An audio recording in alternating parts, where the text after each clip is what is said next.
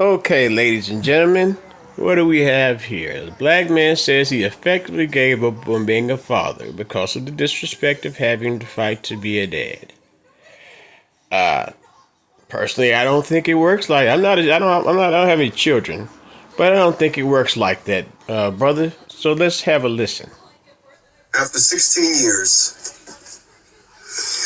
if I was to see my former daughter, will I speak to her? After 16 years, no. No. So if even if you just see her, you know that is your daughter. You have that much disdain, I guess disappointment, where if you just saw her in public, you wouldn't say hello, whether or not she said hello back or not. You as a man, as her father, wouldn't speak to her at all. Okay. People, I'm gonna tell you something about us black men. We take scrap respect. Yeah. We take scrap respect. Now, I'll acquiesce that we are oftentimes given scrap respect, but we have a choice what to take and what to leave on the table. Now, if I'm not getting the full respect I deserve from someone in which, because you don't necessarily, you can't demand respect from anyone. You kind of have to earn it, and you earn it by way of your actions. Now I can get what you say. Some guys they may take scant respect and be satisfied with it, but I'd rather you would be disrespectful and not even acknowledge me at all than just give me half or a quarter of respect. Conditioned to take scrap respect. We're so in tune to understanding that everybody think if we own homes, we're gonna be a dead slumlord. If we fathers, we're gonna be deadbeats. All of us good men, we fight and take on the full brunt of the stereotypes that you are. Now, if you don't want to be those things, if you don't want to be considered those things, all you have to do is not be those things. So if someone does come around and say that you are those things, then you'll have the evidence and documentation to somehow dispel all notion. As a black man, yeah. The other guys, it don't matter to them. But us good guys, we the ones that fighting in the court. We the ones that making videos. Basically, they don't know how to read it right when we criticize them. Us good guys.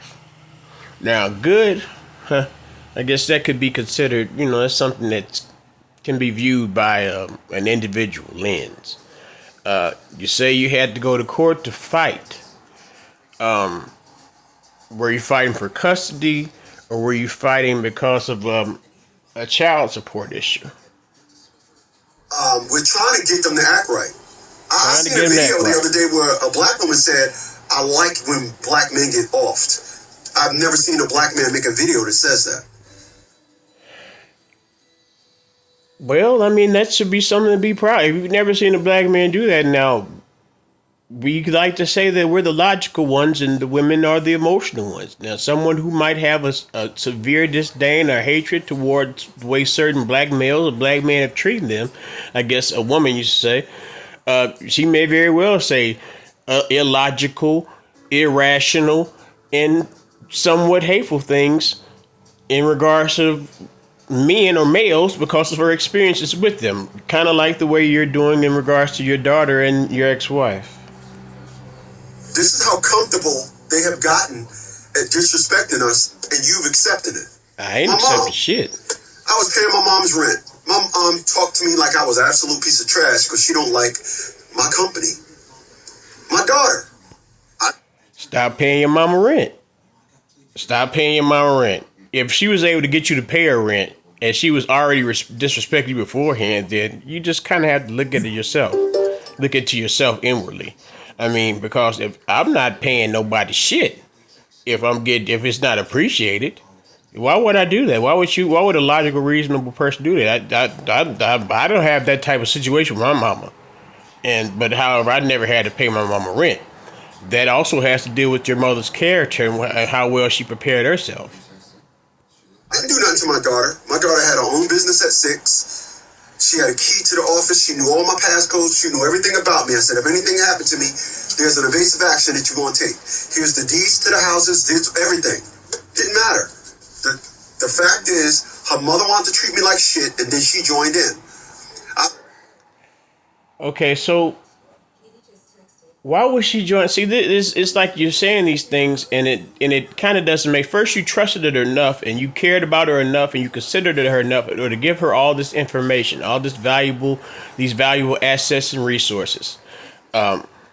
But now, she says since she coached with her mother, she could gain sided with her mother.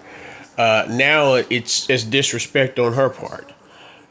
Is there a reason why? You got to be more clear, sir. Was there some type of incident or situation that might have caused her to turn? You always have to ask yourself, what did I do first? Now, if you don't know what you did, you may need to talk to someone else more depth, because this is a few seconds of video, and you have this as the title. You gave up on being a father. You a father for life. Even the deadbeat nigga, a father for life. If let's say, for example, you say the daughter's in a bad situation now with you. Let's say like maybe 5 or 10 years later, she has a reconsideration of thought. Are you gonna be say you won't speak to her if you see her? So you still have the responsibility as her father. So what, are you just going to go let her die by the wayside? Does that make you even a better moral and ethical person than you claim your mother, and her claim to be? You got a lot of women that don't like you, bruh. I fought to be a father for 11 and a half years. I fought for 11 years, 5 months, and 29 days too much. I shouldn't have fought to be a father for 1 day. So you gave the daughter the deeds and all this stuff, and you said, I don't know how long. Maybe it's this. I don't know how the years are working out here. You say you put her in her own business at 6, and you gave her all this information about deeds and stuff like this. Okay. I'm retired military. Multiple homes. There's a problem. I own 7 cars, 6 of them are BMWs. I have 2 IULs, 1 retirement account that I'm collecting off of the military now. I've never been I don't have no felonies. I'm 56. I'm in good health. I got the goods. And still, I got the goods. I had to beg my daughter to respect me as a father. You cannot ask for respect. You definitely cannot beg for respect, because what you're doing is putting the person in the position to turn it on and turn it off at their own whim. That's not true respect. That is being catered to, coddled, patronized, shall I say. So 16 years ago, after 11 years of fighting her mother, and only 2 weeks of fighting her, I only fought her for 2 weeks. She fucked me over. I said, nah, we ain't doing this now. She did it 2 weeks later, never spoke to him since. See, there's the clarification needs to be made there. How did she fuck you over? Did she steal some money from you? What did she do to you? You put all these assets in someone's hand. If they're not, if you know who they are, her being your daughter, if you know who they are, then you should know how they're going to consider having the responsibility of holding valuables or money and things like that. But you're almost done. Let him finish. Stop accepting all the negative nonsense because you don't want to fall under the stereotype. That's why they quick to call you a deadbeat. They're playing on your morals. After all, the song do go, Papa was a Rolling Stone and I'll always love Mama, right? You're conditioned, unfortunately, to accept this bull. I'm often asked. No. No. Papa was a Rolling Stone. Well, that's a whole different scenario altogether. Papa was a Rolling Stone is about a nigga who just goes from crib to crib, knocking up women. That is not how you're presenting yourself. I'll always love my mama. The love comes from your side. Do you know if they call this thing called unconditional love? You may not love her for who she is and what she does, but there's always has to be a consideration. Well, I do love my mama because she birthed me, even if I can't love her beyond that. Or maybe you can say I respect my mom because she kept me kept me alive, and I guess it's some. You don't say that she put you out in the street or sent you to the orphanage.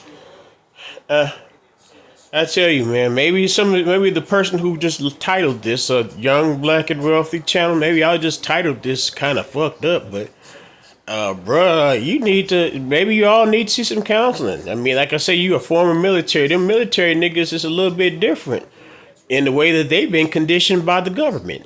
You know, some regular civilians are oftentimes not complicit to that level of discipline. There's certain forms of discipline I received as a child, and my father was in the military. You know, albeit Air Force, and albeit that he left.